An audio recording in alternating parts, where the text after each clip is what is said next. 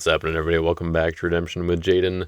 With every new set, at least over the last few years, we've also had the pleasure of having new contender decks that are based on the themes from the set, and those are, for anyone who's not familiar, Contender Deck is a pre-built deck from Your Turn Games that you can purchase for just one straight up cost. You don't have to pay for the price of all the singles, and it's always discounted by they're always on sale for like 15% or something. So if you take the total of the decks and just like the singles for all the cards in the deck, then you can get a chunk off of that, and you get the deck with sleeves. You get a deck box. You might even get some dice or something with it as well. That's all something that I guess I haven't checked on recently on Your Turn Games, but you can check on that if you are interested in buying it, and we'll talk about Your Turn Games in just a moment here, because they're cool and sponsor the channel and all that good stuff. But with every contender deck, or with every new set, in recent years there have come contender decks along with it, and I've had the pleasure of putting a lot of these together alongside Derek Tirado. He did some of the contender decks for I guess most of the sets up until the last few years, and now he's been working on challenger decks, which are another product at kind of a smaller price point, a lower price point. So those are also great and available there. You can check those out. And I've been working on the contender decks, and I have the privilege to preview one of them with you guys in the video for today. This contender deck is not available yet as of the release of this video on Your Turn Games. However, it is the first of three that are going to be made available from Your Turn Games, and I'm pretty excited about these. So there's a few things that I want to spoil kind of with Your Turn Games and the contender decks in general, and I don't want to give, well, yeah, we'll get into that. Why don't we just go ahead and talk about Your Turn Games, who they are, why we care about them here. Your Turn Games, in addition to having the kind of symbiotic relationship with me of working with Andy and Kelsey for making the contender decks and having those available for people, they also sponsor the channel here, and we kind of work together on that stuff as well. So there's a lot of good relationship going on, good back and forth, and I definitely want to shout them out, especially because right now there's a Christmas in September sale going on. So if you head on over to Your Turn Games, you can get 20% off all singles. If you buy a display box, you can get a free single card of your choice up to $30 in value. And he says later here, if you buy multiple display boxes, that $30 adds up. So if you get two display boxes, you can get a single card up to $60. If you buy three display boxes, you can get a single worth up to $90, so on and so forth. Or you can get multiple cards, up to the $30 in value each, is what he says. So essentially, if you can get a single card that's in the $60 range, or you could get two cards that are each in the $30 range. Something like that. I mean, you can, if you're not sure if the combination of things that you want to do works, you can always reach out to Andy directly via Discord, or however you are able to get in touch with him to make sure that he can do whatever arrangement that you're hoping for. But know, of course, that he is running a business here, so he reserves all rights to limit your taking advantage of the deal. But Andy's also a nice guy, and is pretty easy to work with. So he'll make sure that you're both getting a good end of the deal here. And then also you can get a grab bag and then get another one for 50% off. So whichever one is less expensive, then you'll get that one for 50% off. If you go look at the grab bags over here, just buy Redemption CCG, click on grab bags. You can go down here and see all of the different varieties of grab bags. You can just get like a rotation one. You can get ones that are set specific. You can get a scratch and dent grab bag for, the low price of $25. Basically, the deal is just to make sure that you don't go and get like, oh, I want the Roots only grab bag, and then I want the Gospel of Christ one for 50% off, when the Roots only grab bag is basically 50%. Less than 50% of the GOC grab bag. So, it's going to be whichever one is less there, but still, you can go here, take advantage. This is a great way to get a lot of cards and kind of start building your collection, especially if you're a newer player, and especially if you're a newer player who likes to build your own decks and not just get one of the pre-built ones, one of the contender decks and challenger decks here. So if you're not looking to spend quite as much on like a contender deck, pre-built deck or something, if you have the starter decks, then looking into these grab bags can be a great way to build your collection and just kind of have fun building with certain cards.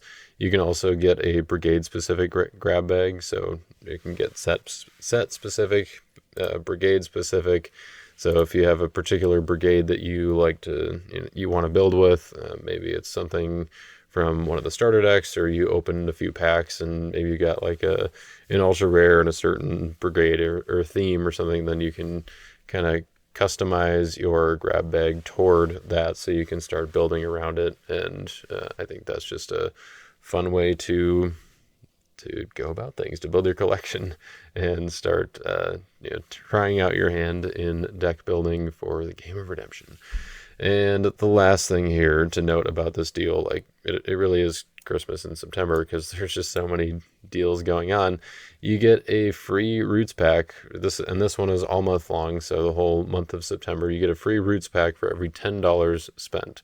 Which, if I understand correctly, the Roots packs are the like one insert of the Roots filler cards and then another insert of the Roots filler cards. So it's like, so it's still a pack, it's got 10 cards, but it's just like two Roots filler packs that I assume Andy just took kind of randomly out of the packs that he was opening.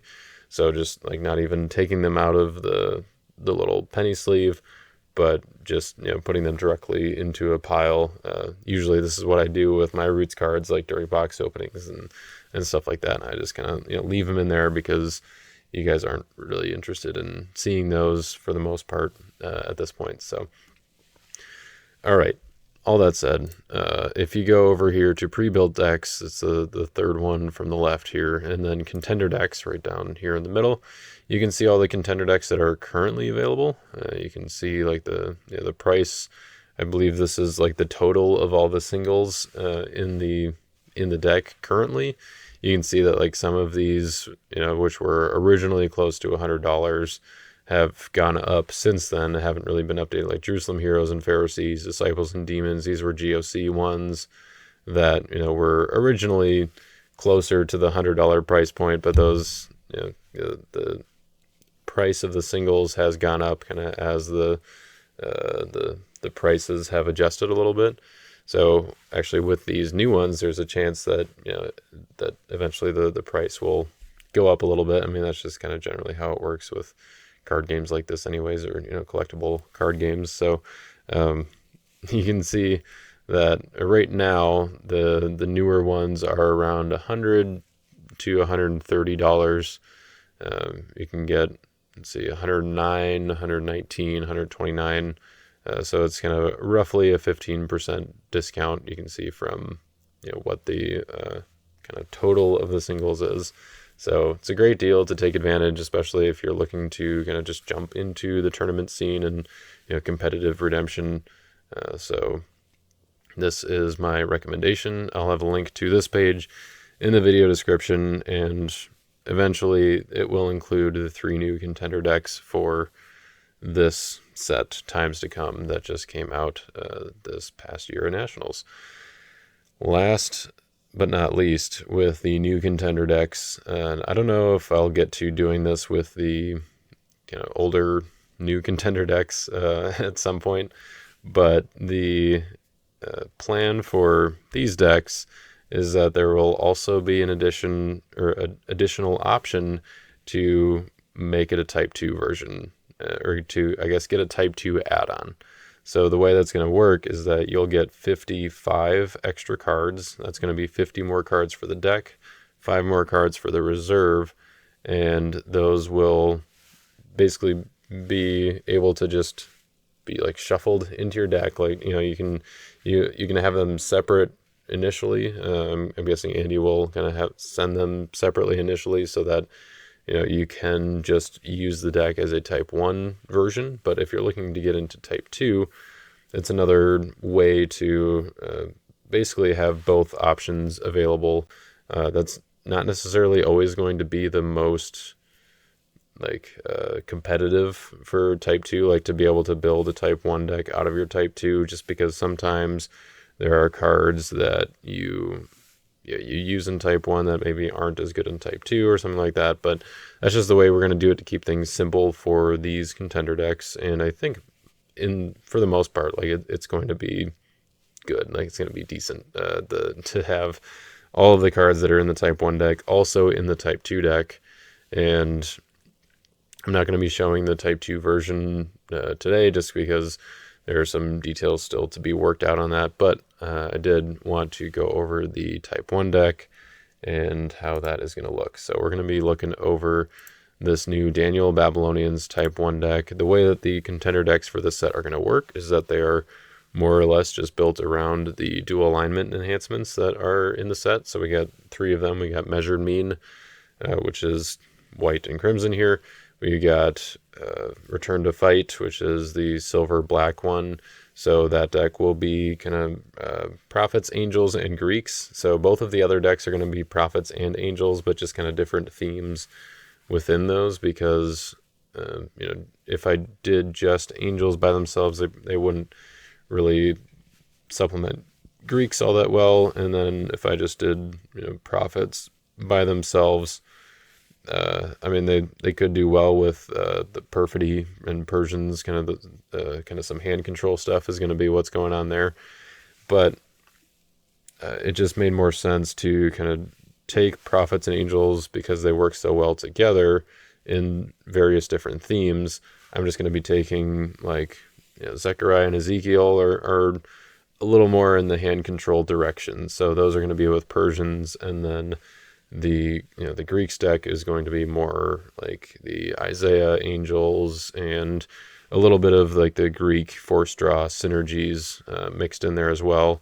That one's still kind of in the works. I'm not really sure how much I want to lean into the Greek force draw synergies, but I do think it would be kind of fun. So I'm going to try to do that, but I want to keep it competitive and to feel good, so that all of the contender decks are on a relatively equal level. None of them are gonna lacking because they just want to be fun. But also, some people enjoy that, where it's not as much of a competitive deck as it is just combo, kind of have fun, mess with your opponent a little bit, even if you're not necessarily going to have the strongest build, I guess. So there will probably be some caveats there, I guess, with that deck, but I think I'm going to be making a video for those decks specifically as well.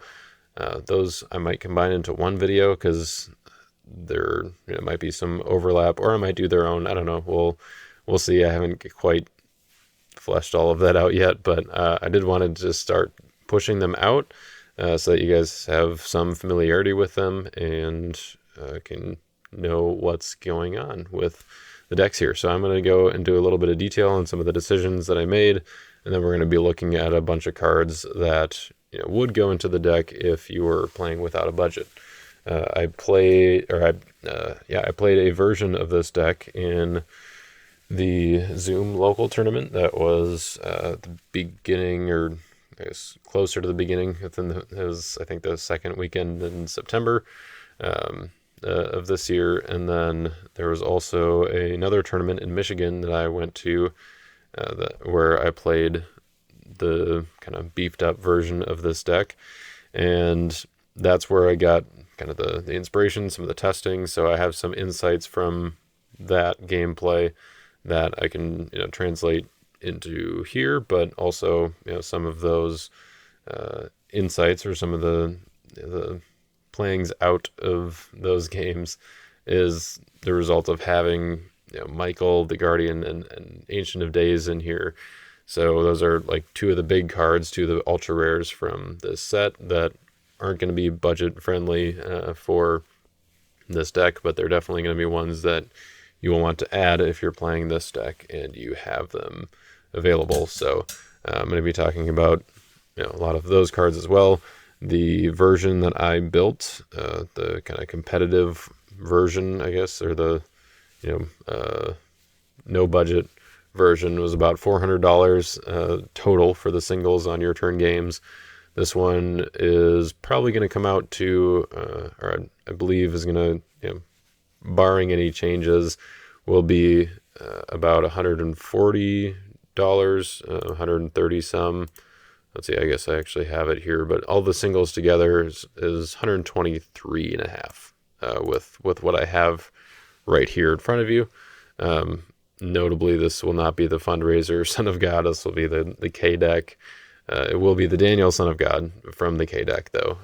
So, not all of the versions in Contender decks, or of the cards that you see, will be in the Contender deck, but they will all do the same thing as was whatever I'm showing here. I think Son of God is the only one where it's necessary, or where it will for sure be different. The other ones are, everything else I think will be what you're seeing here. But anyway, so the total, about like 120 some dollars, which will, with Andy's discount, the way that he does it, will either be 99 or 109, probably. I don't know for sure where it's going to end up. We may have some substitutions to make once Andy takes a look at the list and just makes sure that he's got stock for everything. So that's there may be a few things that are different from the final version. And also, if you're watching this video further in the future, there may actually be changes to this deck then that are not reflected not reflected in this video, but are different on the website. Most of it will probably stay the same, but for instance, maybe some Meek Daniel Lost Souls will become more accessible. That's certainly a direction you could go with this deck, is like a Daniel Lost Soul kind of Soul Hide option, where you're playing Meek Daniel Lost Souls, you're playing Burial, you're using Belshazzar, that kind of thing, that direction, I guess. But that's definitely not a budget friendly option right now, because the only Meek Daniel Lost Souls that are legal and available are $20 each right now. So that might change with Roots 2 or the Fundraiser, or I don't know, how exactly they're doing that. I know they're starting to spoil some of the stuff for the Fundraiser, and one of the options does include a Daniel Lost Soul, but I think the bundle itself is probably going to be like $20, so it'll still be cheaper, I guess, than the other ones currently, but it will still not be Contender Deck level, I guess. It might end up being like, or I guess it would end up being like $7 or so by itself, like just kind of strictly speaking, dividing the $20 into 3. So still not great, especially for a Meek Lost Soul. So let's talk about the Lost Souls then. Just start going through the deck and what we ended up with. The Lost Souls are one of the things that are probably the first to change, I guess, if you are buying this deck and you're trying to find upgrades. Dominance and Lost Souls, those tend to kind of be up in price more often than not, and so to make a deck budget friendly, that's one of the first places you're going to be starting to kind of bring down those prices. And also, they're sometimes like the least consequential, I guess, where you can sub out certain Lost Souls and certain Dominance for other Lost Souls and Dominance without losing too much power. You're probably going to be just losing like consistency, but as far as their actual effects or kind of power during a game, it's going to be fairly comparable in a lot of cases. So like, Three Woes, for instance, is a dominant that's not really budget friendly, at least from a contender deck standpoint. You can get one for $25 on the fundraiser site, but you can maybe make up for it in some cases with something like Vain Philosophy, where it's Three Woes is answering something after the fact, and that's going to be more powerful, especially because it stays around. But Vain Philosophy can also win you a battle, or it can deal with something that you're afraid of beforehand. So just things like that, where it's still a dominant, it's still powerful, but it's not going to be quite as flexible or quite as powerful as something like Three Woes. But those are kind of the concessions you make, I guess, with a budget-friendly deck. So that is what we're doing with the Lost Souls and Dominance here. So I decided to go with Contempt and the other Daniel Lost Souls that are in rotation that are budget-friendly. So all of the ones that have special abilities, essentially. Covenant Breakers is definitely the worst of them, where you can top deck a star card from reserve when it's put in territory. There really aren't any great star cards that fit well in the Daniel theme at the moment. Coming Prince is maybe the closest, and I thought about putting something like Lost Child Found in here, which is just a strong, flexible star card in white. But there wasn't really any other way to access it from reserve, and so I didn't really want to put Covenant Breakers, or like to put it in there with Covenant Breakers being the only way to access it. So there could be other ways to change up some of your reserve access options, and in that case, maybe Lost Child Found or one of the other white star enhancements would be better. But this offense kind of just wants more negates. Like you're doing a lot of banding and then just trying to negate your opponent's stuff after they're targeting your protected heroes. And so Coming Prince can be a good option for that. It can also, there's no other good star cards in the deck. So the second part of the ability isn't really doing anything, but it's a card that you can sort of build around as you flesh out the deck, or you could just remove it altogether and take Covenant Breakers out as well, because it's not really that great. It can get an Evil Star card too, so we do have Cutoff in here, which is another Daniel card. This could very easily be Betrayal instead, but just kind of with some of the ways that we have to make cuts and kind of swaps in contender decks, that also changes things like reserve access. So that is something that you always have to consider. And Betrayal is another card that maybe in a more fleshed out version where I'm using like Conjurers, which I guess I'll talk about all the cards that I'm going to add, but cards like Conjurers, cards like the Deceiver, which have a little bit higher of a price point. They could get me access to other evil characters or to better evil enhancements in reserve. Even Betrayal itself is a $5 card right now. So if I put Betrayal in here and I had Conjurers in the main deck, then this actually becomes a little bit better, because Betrayal is a great card and it's a little more usable that way. But also, it's not that big of a deal to have kind of this substitute card that can also be effective in some cases. And we do have ways to get it out from reserve, like the King's Henchman, and I believe, let's see, that one's just an artifact. That might be it. But getting an Evil Daniel card from reserve, gives you a few different options here: Cutoff and Head of Gold. And then, we'll talk about the defense in a little bit. So anyways, I guess I do also have Foreigner that could top deck Lost Child Found if that comes in instead of Coming Prince. So if you see Lost Child Found in this spot, by the time that the that the deck is live on your turn games, don't be too surprised, I guess. Covenant Breakers and Foreigner, they're both decent in that regard, so maybe that's the way to go. The rest of the Lost Souls kind of fit with the Contempt theme of either hiding Lost Souls or protecting Lost Souls. So Horma is one. It's a Roots Lost Soul, so it's fairly easy to get, or relatively easy to get. But also, I mean, it is $5 right now on your turn games. So the Lost Souls in Roots are generally more sought after because they're just used in more decks on average than other cards in the Roots set. Then we have Idolaters, another Daniel Lost Soul, and then Stubborn and Unfaithful, both protected from a lot of heroes, but there definitely are a lot of profits. There are fewer Meek heroes being used these days, but some GOC decks are still roaming around there, so you got to be careful.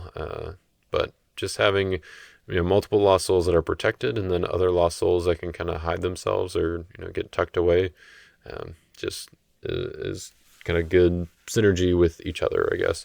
And then Idolaters is maybe the big one, kind of most significant one for this deck, because it says, while a player controls an idol, evil OT enhancements they play in battle cannot be prevented.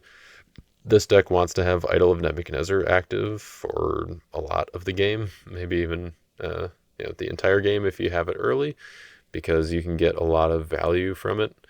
Taking a Babylonian from deck every turn, and then also getting triggers on your opponent playing good cards with negated and special ability, which it's worth noting that playing a card is, or if it's a character, means putting it in territory or into battle. So if your opponent just puts Gabriel sent by God into their territory to get it out of their hand, that counts as them playing a card with negated in the special ability. So you get an Idol of Nebuchadnezzar trigger, and you can capture their Shadrach or their Meshach or whoever. So against the Daniel offense, you're going to be looking for Gabriel, you're going to be looking for Michael, you're going to be looking for Prayer Over Power, Shattered and Scorched. There's a lot of things that could trigger Idol of Nebuchadnezzar, and that's going to be true for a lot of decks. Joshua's got Captain of the Host, he's got Amazing Faith, Stone Carriers. Stone Carriers is probably going to negate Idol of Nebuchadnezzar, but if they're just putting it down in their territory, then you can capture Stone Carriers at that point. So that's definitely something to note, that the Idol of Nebuchadnezzar gets triggered by putting characters, or I guess heroes, into their territory as well. I don't think there are going to be any good dominants that have negated in the special bit. Does 3 woes? I don't think so, because it's just negating cards, doesn't say anything like the negated card. Yeah.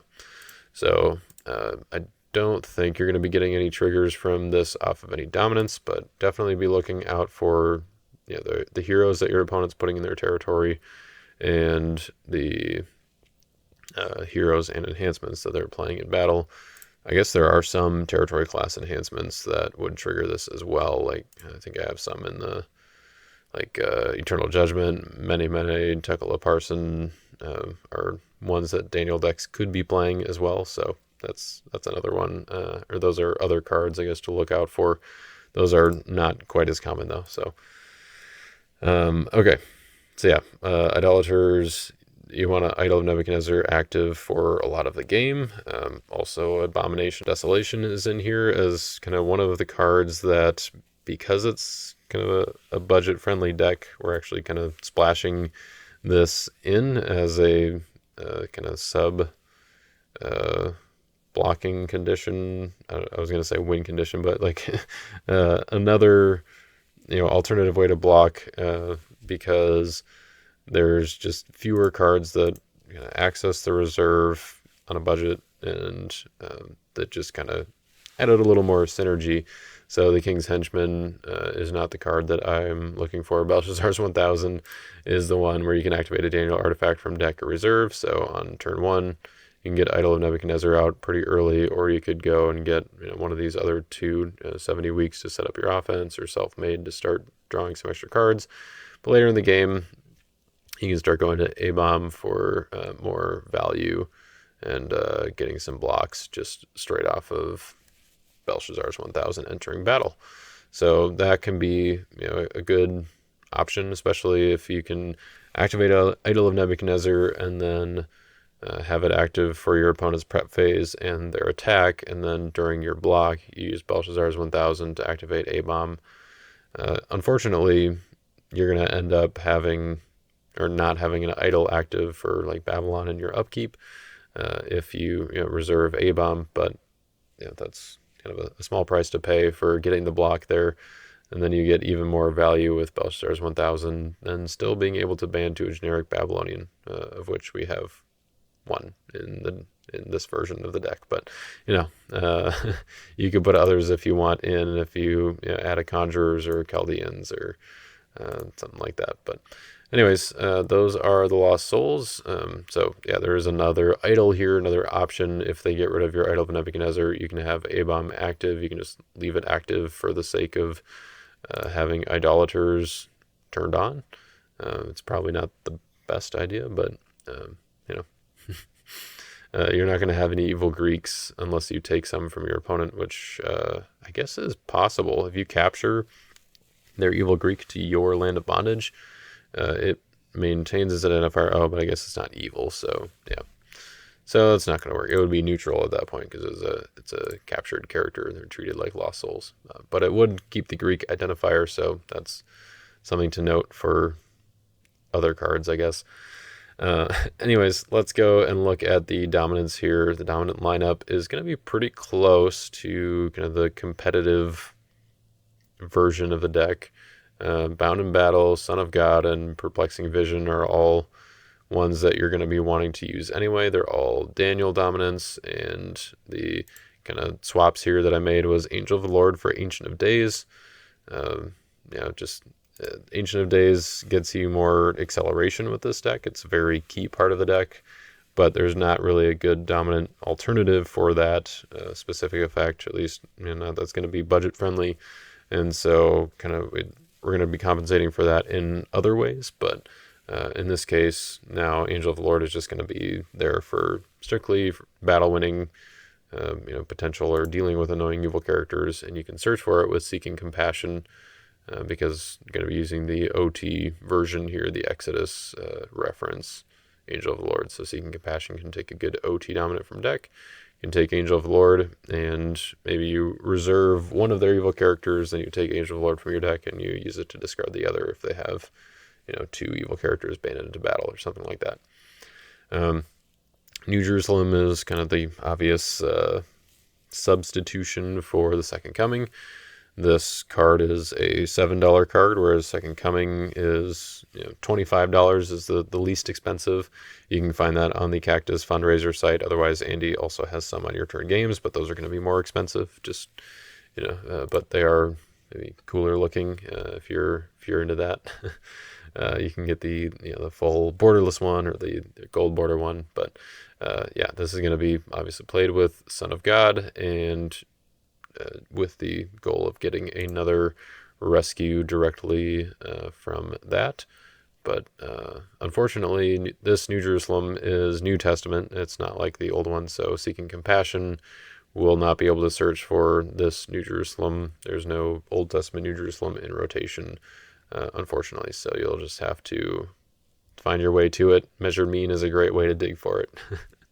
So you might have to go that direction. There not anything to search for Second Coming in here either, so there's that. That doesn't make a difference there, I guess. But you do want New Jerusalem as early as you can so that you can play it with Son of God and use Son of God to take out something else when you need it. And as far as the other dominance, Crowd's Choice and Three Woes had to replace with some alternatives here as well. Crowd's Choice is definitely one that you would want in this deck because you are looking for the kind of those specific cards like Ancient of Days. I guess I can take out or highlight the cards I'm talking about here. Ancient of Days is the big one that you're going to want for the deck, and then Crowd's Choice is basically in part to just get to it.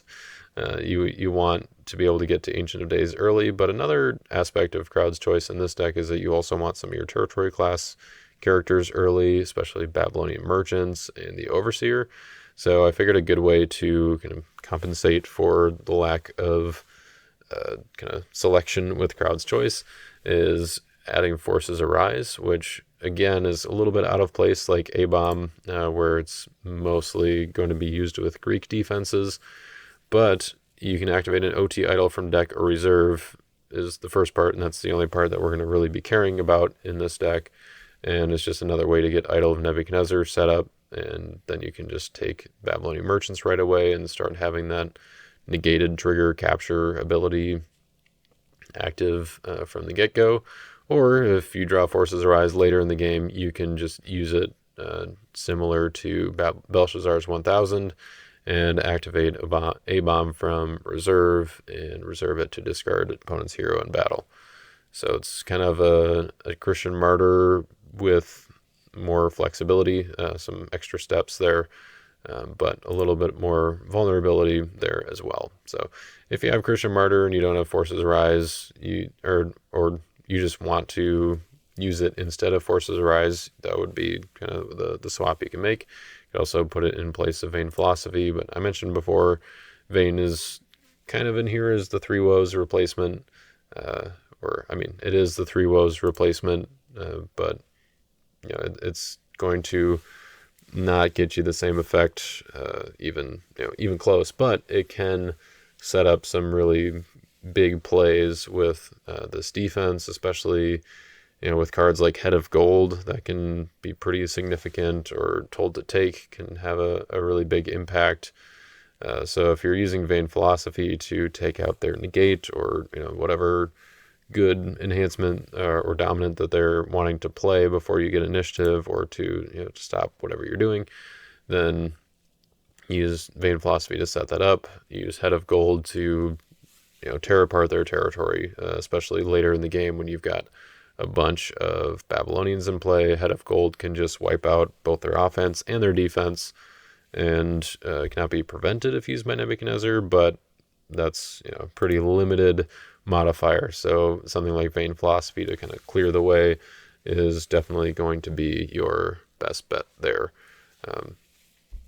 So yeah, that is the dominant and Lost Soul selection. Those were kind of the big substitutes that we had to make here, and the rest is just going to be kind of making up for some of the ultra rares and the big rares that and like promos and stuff that we aren't able to use here. So pretty much this whole section of utility cards was in my kind of non-budget version of the deck, Kingdom of the Divine being the exception here, which it is kind of nice to have an option for negating Lost Souls, and because we have mostly Daniel Lost Souls, and by mostly I mean it's just 4 out of 7, so exactly mostly, or just barely mostly I guess, but we have barely mostly Daniel Lost Souls in here, so in general this effect is going to impact your opponent more than you. It's almost strange with this fortress. You almost don't want to play Daniel Lost Souls, so that way you're in control about whether or not it actually triggers, whether or not you're actually negating Lost Souls.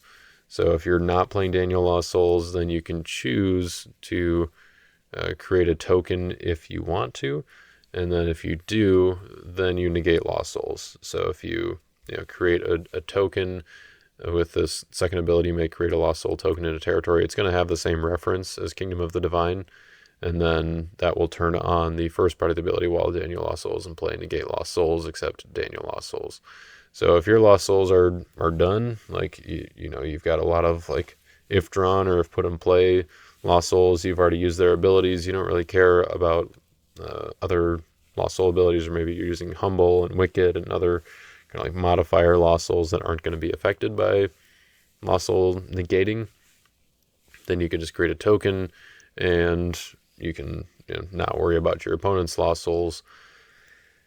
The upside, I guess, of using Daniel Lost Souls is that your Lost Souls still work with this. So you can use your Daniel Lost Souls effectively while your opponent's Lost Souls are going to be negated. So it just kind of depends on the way that you're building the deck.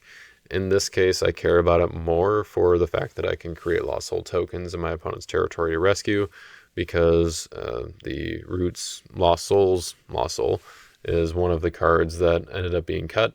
Now some of you might have realized or put together that the Roots Lost Soul is the same price as Horma. However, with some of the other Lost Soul swapping that went on, I guess, to make the Lost Soul lineup, it just made more sense to have Horma in here so that I could kind of capitalize more on these soul hiding and soul protection aspects that kind of work together. So that was the general direction that I decided to go, and because I wanted to cut Lost Souls, then I figured adding Kingdom of the Divine would be a good way to kind of compensate for that. Not sure if, it may not be 100% the correct play, the correct way to go, and it's not what I did in the competitive version. I didn't have Kingdom of the Divine because I had other ways to generate Lost Soul tokens and generate Lost Souls, but that's what I ended up with here for the Contender deck. Servants of the King is going to be the other piece of Soul Gen, or kind of main piece of Soul Gen anyway, in this deck, and probably also in competitive versions as well. All right, hero lineup. This lineup is pretty much the same exact hero lineup as the kind of more competitive, budget-free version that I had built, with the exception, of course, of losing out on Michael the Guardian. He's one of the ultra rares from the set, so definitely not. He's like half the price of the Contender deck by himself. So he ended up not making the cut, which is a pretty big blow to the offense, to be honest. So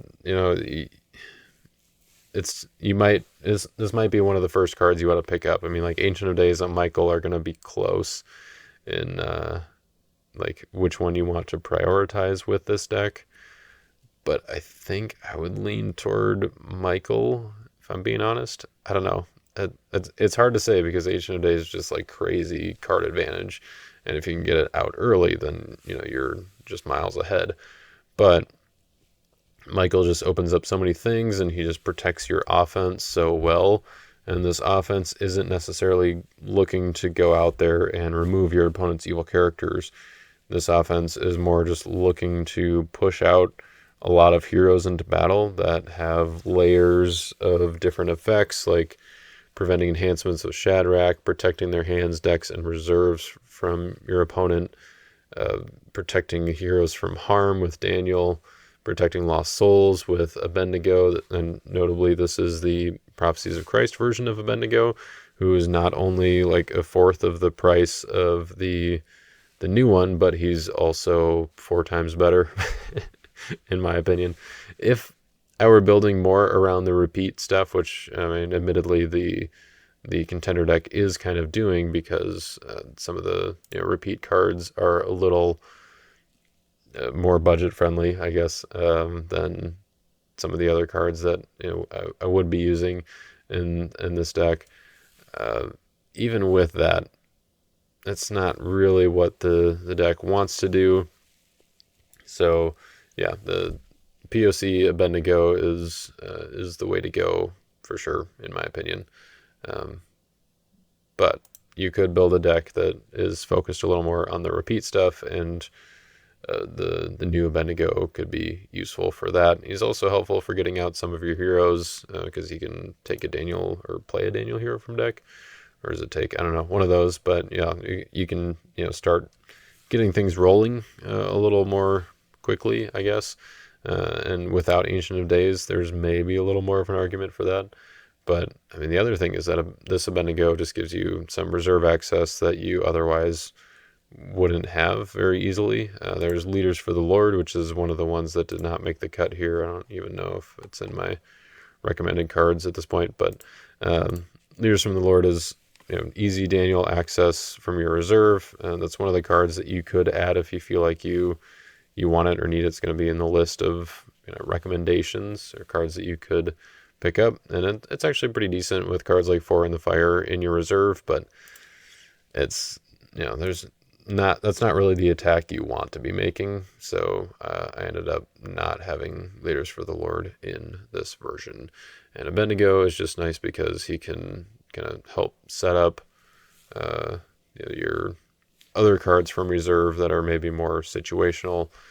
You can top deck them and then draw them right away if you ban to Meshach.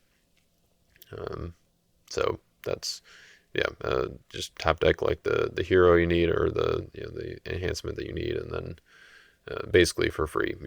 You still have to have cards in your deck in order to underdeck the top card. So if you deck out too quickly, then I guess you're in trouble. But anyways, the rest of the hero lineup is pretty close. Losing Michael does mean that your Gabriel and your Servants by the River are going to be a little less good.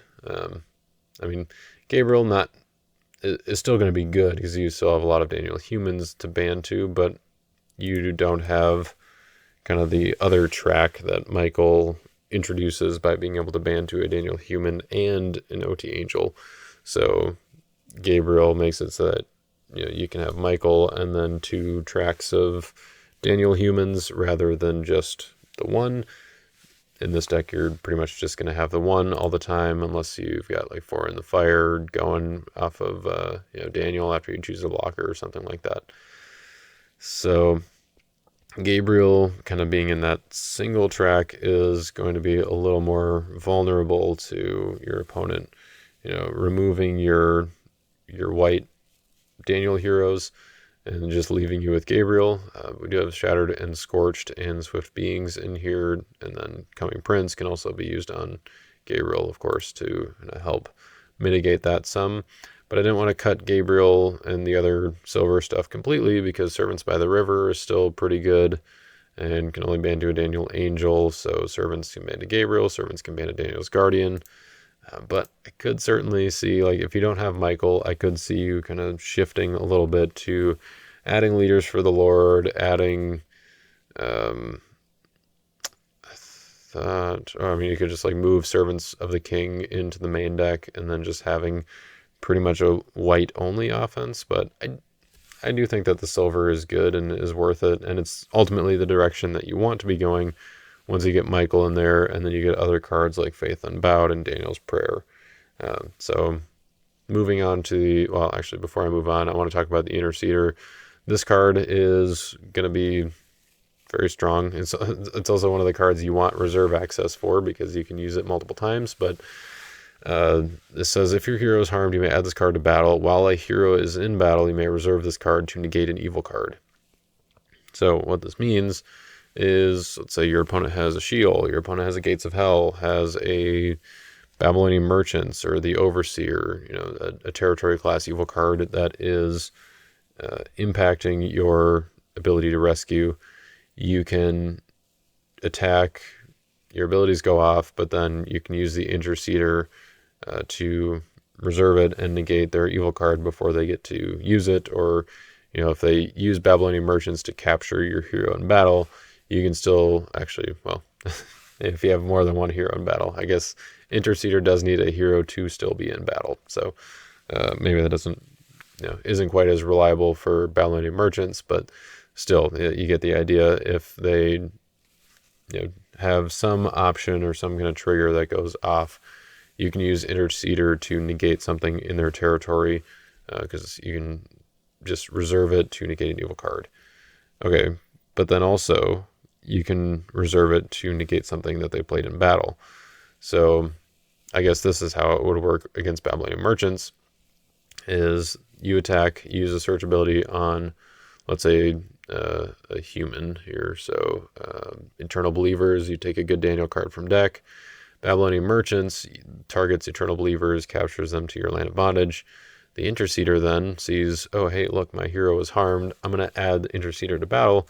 And then the second part, hey, look, now there's a hero in battle, Interceders in battle. You can reserve it to negate an evil card, negate Babylonian Merchants, Eternal Believers comes back. So whether it's Babylonian Merchants or it's their Evil Battle Winner, the effect is still the same. Essentially, they play their Battle Winner, they remove all your heroes. Interceder can then add itself to battle so that the condition is met for the second part of the ability to then try to bring your heroes back. So this card seems really good and also just reserves itself. So as long as you have something like Abednego or, I guess Seeking Compassion, you can get it back. You could put in Leaders for the Lord if you feel like you want more options to be able to get Interceder back. I don't typically find that I need to get him back more than once. Something like kind of with Abraham, you could just make sure you get it back every turn and always have it available for each of your attacks. But one of the things I was finding with this offense, especially once you get Michael in there and you're pushing with the whole team, like there's very few things that you really care about negating, at least like more than once. Like if you use it once, you probably won that battle and stopped them from being able to use whatever else it was that they were going to be able to do. So I felt like Interceder is definitely still worth the slot, but getting it back from reserve is not always necessary. But I don't know. It's still good to have that option, I guess, with a few different cards. So Seeking Compassion, and whatever the other card was that, Abednego. So anyways, looking at the good enhancements, Rescued from Lions, Seeking Compassion, and Swift Beings were all ones that weren't in the kind of ultra competitive budget free version, because we had cards like Virgin Birth and Daniel's Prayer and Faith Unbowed that would be taking those slots. They're just more flexible. They help you get set up, especially if you have Michael. Then Daniel's Prayer is going to be a big one. Faith Unbowed is just super strong. You can play it during battle, during special initiative to attempt to win the battle. You can play it before battle to just protect your dudes and lost souls from evil cards, and I guess also your artifacts, if that matters. Protects neutral cards and your good cards from evil cards this turn. So it's just a way to, if they have a way to negate Daniel, they are probably not going to have a way to negate Faith Unbowed if you play it in your prep phase and just get the layers of protection going on. So yeah, do have to watch out for the Wicked Lost Soul. I think people are going to be playing a little bit more with the popularity of the Daniel offense and the strength of the Daniel offense, where Daniel's just trying to protect everybody and have a good time with the whole party and in the all the friends coming into battle. But that's what you're going to be wanting to look out for with this particular strategy. The way that this deck is built, though, because you might not necessarily be able to get the whole team into battle, we've got a couple more options for winning the battle, more typically, I guess, or more normally, where you've got Seeking Compassion, which is generally a decent battle winner. You can reserve an evil card, but it's flexible. You can hit their 3 woes, you can hit a fortress, you can hit an enhancement if you see they don't have any other enhancements and you just want to reserve that one to win by the numbers or something like that. Or you reserve their Sheol and then search for Angel of the Lord, so that you can play Angel of the Lord on their evil character, and then they don't have Sheol to add to battle or something like that. So definitely some flexibility there. And then later in the game, you can also, if you already have Son of God, Bound in Battle, and Angel of the Lord, you can take a good Daniel card from reserve.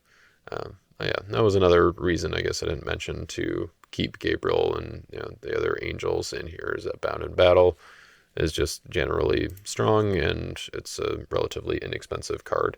So definitely a good dominant to be able to include here, and then also to be able to search for it with Seeking Compassion. Rescued from Lions, just another negate, another way to search out some of your important Daniel heroes, and you get to repeat it if you have a good dominant to reveal. Swift Beings, kind of the replacement for, I guess, partially for Ancient of Days, just kind of getting a little bit more additional speed in there. I'm not too sold on it. Admittedly, haven't tested it much in like this version, but it is good when your opponent has like a Herod Agrippa the First, who's going to be protected from multiple heroes. Then just make sure that you have an interrupt option, and then if you're basically if your opponent ever does give you initiative,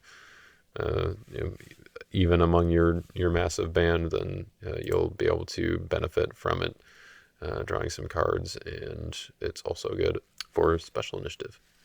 All right, moving on to the defense. This defense is actually pretty similar to the fully fleshed out version. The main difference being that the Deceiver is not in here. Some of the combos you're going to be looking for are Malachite Slave to either Ashpenaz or Babylonian Wise Men. You can use Ashpenaz to discard a captured character and protect OD Lost Souls from rescue. Notice all of our Lost Souls are Old Testament. Or you can do Babylonian Wise Men to discard a captured character to discard a hero. Neither of these have to discard a captured character from your land of bondage, so Malachite Slave is a valid target for both of them. Ariok, I've got a few different weapons in reserve for you to choose from here. Swift Beings is maybe kind of the best one if you're able to get that pulled off. A lot of times people will have 2 or more good brigades in battle, especially if they're playing like a Daniel deck and they've got Michael or angels and stuff banded together. If they've got Captain and Joshua, and then they're have 2 or more good brigades, so it's probably more common than some of the other conditions on the weapons like this. And doing like that was one of the things that worked really well for me. It was like against a Joshua deck. In one of the games, I was going against a Joshua deck. He had a big band coming in with Captain Joshua, some of the other Joshua heroes, and I'm sure he had some dominant backup, but I had Ariok to be able to come straight in, equip Swift Horses, and then play Bound Before the Fire to capture all their heroes before he had a chance to play a dominant on Ariok or Glory or Angel of the Lord or something like that. So definitely a worthwhile inclusion here, especially with that Prevent Next. It's just pretty good. I wish there were some better weapons. Everyman's Sword is a consideration, but these are pretty much the best and kind of, I think, most flexible of the options. Everyman's Sword can maybe come in for Axe or something like that, but just kind of having the ability to pop something in a territory, like a 3 woes or something at the right time, or the cross, or some other hate piece, I guess, some other counter, just being able to snipe that is, can be kind of nice in the right situation. And then it's hard to negate because it discards itself. So, all right, we talked about these guys. Belshazzar's 1000 is a card that was not in my original version, but it came in for Conjurers or something, or for the Deceiver or something like that. And it kind of just opened up the kind of side quest, I guess, of having A-Bomb in this deck. If I was running Forces Arise and Belshazzar's 1000, then A-Bomb just made sense. It worked out well. You can activate a Daniel artifact from deck or reserve. So early on, like I mentioned before, you're getting Idol of Nebuchadnezzar. You're maybe getting 70 weeks to set up your offense. Self-made, probably not, but maybe if you have that early, like it's another option. Malachite Slave, Belshazzar's 1000. You can reserve, or you can activate Self-made, reserve Malachite Slave, and draw a couple cards. Is that your best option? Maybe not, but perhaps if there's another captured character and you have Babylonian Wise Men, then you want Belshazzar's 1000 to be able to ban to it, or something like that. I don't know. That's something you could do for sure. But you can also do Belshazzar's 1000, activate Idol of Nebuchadnezzar, and then take Babylonian Wise Men. So that's kind of a faster, or I guess more efficient way to do it with Malachite Slave, to kind of get multiple cards for the price of one. So instead of going Malachite Slave to Babylonian Wise Men, go Malachite Slave, Belshazzar's 1000, Idol of Nebuchadnezzar, Babylonian Wise Men, ban 2 Babylonian Wise Men, and then discard Malachite Slave to discard their hero after you draw 2. So lots of cards just from Malachite Slave can be pretty good. You can see why Malachite Slave is in this deck, even though it's off brigade and a $5 card from the root set, but it's still worth playing even in a more budget-friendly deck. Nebuchadnezzar is the also Prophecies of Christ version, similar to Abednego. I think that this Nebuchadnezzar is just a little bit better than the Times to Come one. It is a little bit close, but I think because the Times to Come one gives you a similar, or you can get a similar effect from some of the other characters in the set, then I think that this Nebuchadnezzar is going to be better. And you get the added benefit of, because you're using it with a Daniel offense, you could convert him to a hero and get a toss next on offense, which is not bad. I mean, like, that's on a 4/3 hero. If you've got a toss next and you're running Seeking Compassion or benefits from Believing, even 4 in the Fire is, can all be pretty good with a low number toss next hero. So I'm just, throwing that out there as an option. I haven't actually done that yet. Hasn't really come up, but the toss next option is going to be quite good, especially with cards like Told to Take. Also the kind of ultimate, I don't know what to really call this, the non-budget version of the deck. Just non-budget seems so excessive. I don't know. Destroying Bands is in the reserve as well to be grabbed out with something like Conjurers. But Told to Take also works. We've banned it up to 2 humans.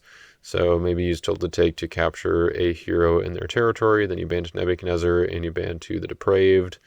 Or, probably not King's Henchman. You ban to Babylonian Wise Men. Basically, you just ban to someone that will win the battle. Babylonian Siege Army, if you end up being able to add that or acquire that one as well. And then, so you're tossing the next, and then you have a character that puts them in special initiative right away is the plan. You've seen it all the time on offense. You can do it on defense as well, where you're tossing the next and then using your other characters that you banded in to win the battle when they would normally have special initiative. So, the Babylonian Merchants, very much a staple of Unity Babylonians. Be careful if you're a Malachite Slave, getting put down by 20 shekels or something like that to turn off your Unity, or I guess one of your heroes being converted by falling away or something like that. But generally speaking, you're going to have Unity for Babylonian Merchants, and you're going to want Babylonian Merchants as early as possible. Some of the kind of less budget friendly versions of this deck will have cards like Color Guard to protect your Babylonian Merchants and your Overseer, and then also Darkness to help get Merchants and or Overseer out as early as you can. Overseer is the capture doubler that you're going to want to take advantage of whenever you are able, and some of the ways to do that are going to be by taking, capturing heroes in your opponent's territory, and then getting the trigger to capture their hero in battle, and it's going to be harder for them to negate the Overseer in special initiative. So, for example, your opponent attacks you with Meshach, I guess, and then you block with the King's Henchman, and there's another Babylonian in play with the Overseer, so then you capture a human in a territory, you capture Eternal Believers, and that triggers the Overseer. Your Evil Babylonian captured a hero, so you can capture a hero. You can target the one in battle, so I target Meshach, and now he has to have a negate an evil card. Something like Rescued from Lions would work. Prayer Over Power would work as well. But also, he's negating your card in territory instead of your one in battle, so that can turn on some other options for you to also get more benefit from the King's Henchman or the Depraved if you're capturing a bunch of characters in their territory. Even if they in special initiative have to negate the Overseer, then they won't necessarily be able to negate the Depraved as well. In this case, Prayer Over Power and Rescued from Lions can both also negate the King's Henchman or the Depraved or whoever, but that won't always be the case. And then also something like an Interrupt the Battle will not work in that situation where the Overseer is capturing from territory. So the Depraved and King's Henchman, yeah, kind of just showed you what their jobs are, but the King's Henchman is also just another way to have some reserve access for these enhancements like Cutoff and Head of Gold.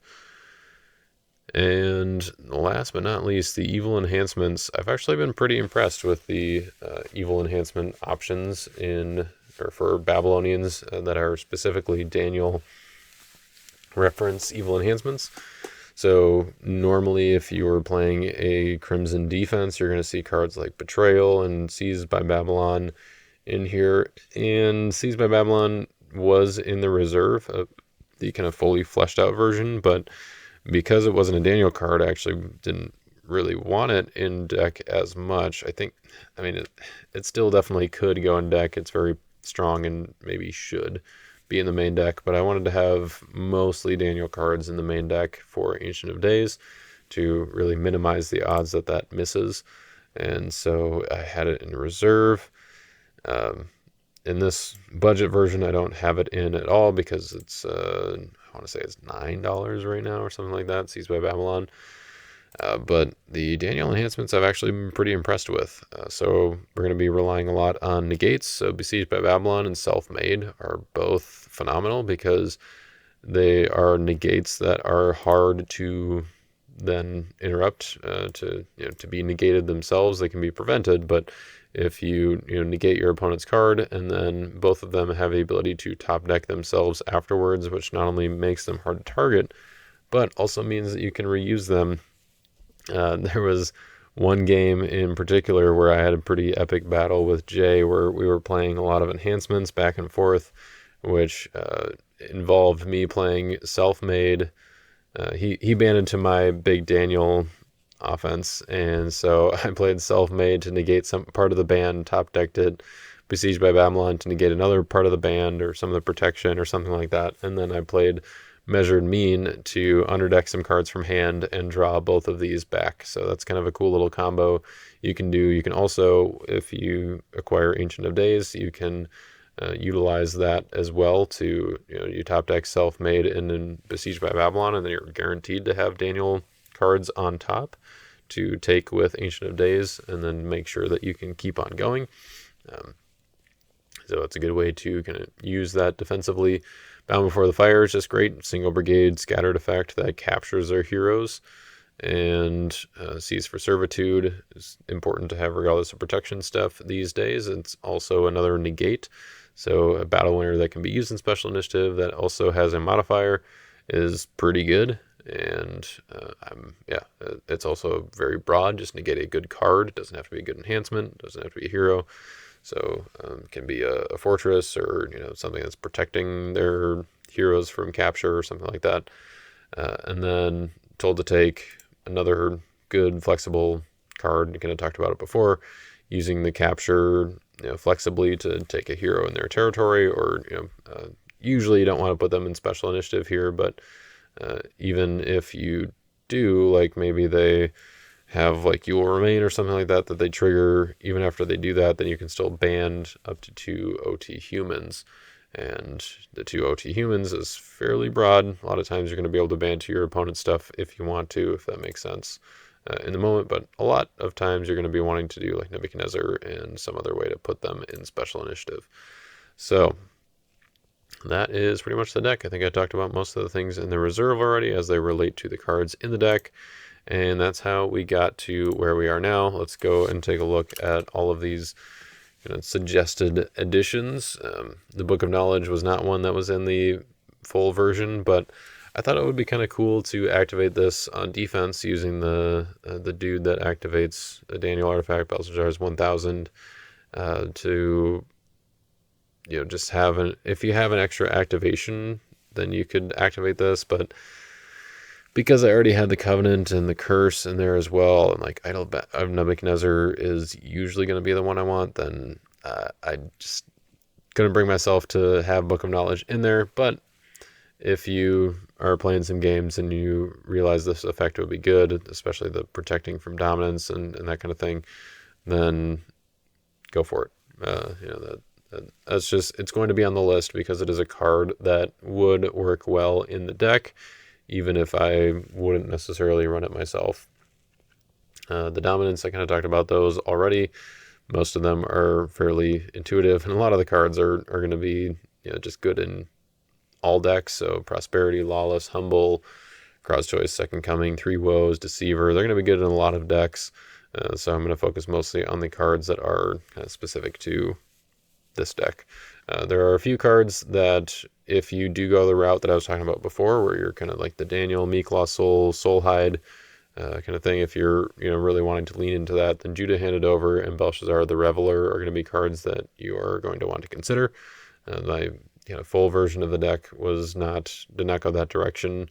If you find you want more cannot be prevented stuff, then Order to Kill is going to be good. But I mean, Seized by Babylon is just better. And then also, you do have Idolaters in this version of the deck, the Lost Soul, that makes your stuff CBP, along with Babylon, that makes your evil capture abilities cannot be prevented. And Nurgle Sharizer, which is another option that I did have in reserve, but because I had no other way to get him out of reserve without Conjurers and Deceiver, he came out of the list. But you could swap him in either to the main deck or to the reserve if you have some ways to get him out of there and just make your capture abilities more effective. Babylonian Siege Army is a good one that you should be able to squeeze in if you get it and can, because it's just very flexible at getting different hitting different types of cards and dealing with them. But in particular, it can deal with characters in battle, so it's another good one to band in with Nebuchadnezzar to be able to put them in special initiative right away off of the band with the toss next. Conjurers, just great for getting stuff from reserve, whether it's Betrayal, Destroying Bands, or one of the other cards that is in the deck currently. And Raiders Camp is one that I haven't tried out yet. I don't have a copy yet, but there is a new District Raiders Camp promo as of this current season, and it just wants to be in this deck for sure. Your evil humans are going to be doing a lot of hero capturing, so using this to kind of slow your opponent down and get some blocks, seems like it's going to be pretty good. There are a lot of ways to deal with evil fortresses, so whether or not it's going to be effective has yet to be seen, but it just seems like with the amount of capturing that this deck is going to be doing, it's definitely worth a shot. I talked about Daniel's Prayer and Michael already. Do Not Question was one that if you do lean in a little more on the Angels, that would be good. At one point, or I guess in my version, I did have this in reserve in place of one of the white enhancements, but it's a rare and doesn't necessarily need to be in there, so I decided to swap it out for another one of the white enhancements that you're actually going to be using on the heroes that can get reserve access there. So I talked about Leaders for the Lord. Mene Mene is an option that I didn't really talk about, or I didn't include in my version, but I'm actually leaning toward including it because some of the reserve access is a little weird and iffy, and having another way to get like the Interceder back when you want it, or just kind of the flexibility to get whatever you need from reserve is good, but the randomness is a little bit disappointing. But the fact that you could get 2 cards instead of 1 is also kind of nice, and it also works with the defense well because it's 4 unless you have more than 4 Babylonians in play, in which case then you just do however many Babylonians you've got. And Casting Out a Lion's Den, just as a regardless of protection ability, it's kind of nice, but we're not in Persian, so we're not going to be able to get both effects, or I guess the benefits of both sides there. But if you're running into a lot of foreign wives when you're attacking with Meshach or something, it's maybe something to consider, but wouldn't be... I don't think the offense is really missing it too much, but I did just put it in there as a card to consider. Eternal Judgment is kind of in that camp as well. I think it is nice because it doesn't have to be used on opposite alignment enhancements from which way you play it, and it cannot be negated if used by pretty much any character in the deck, so that's kind of nice. But you do give it to your opponent, and they can use it against you, so I don't know. It's maybe worth considering, but and testing out, but I did not have it in my version, nor did I test it out. So last but not least, the Heavenly Watcher. It's there if you want it, but just doesn't really seem worth it to me, especially since we're not really going the silver direction. And I think that's pretty much everything I wanted to mention. I went a little bit over an hour, so I apologize for that. I was kind of hoping to keep it a little, more on the brief side, but I did also have to go through and explain some of the other Contender Deck stuff and talk about that. Give a shout out to Your Turn Games because they're awesome. So if you're watching this in the distant-ish future, you can head on over to Your Turn Games, check out the Contender Decks, and purchase this one. If you have come here because you did just purchase that one, or you're thinking about it, and you're wanting to try out the deck and see what kind of some of the thought process was or some of the combos were, then welcome. Thanks for checking out the video. Hopefully it was helpful to you. Feel free to post any questions about it in Discord or just reach out to me personally. And with that, I think we're going to call it a video. So thanks everybody for watching. We'll catch you all next time.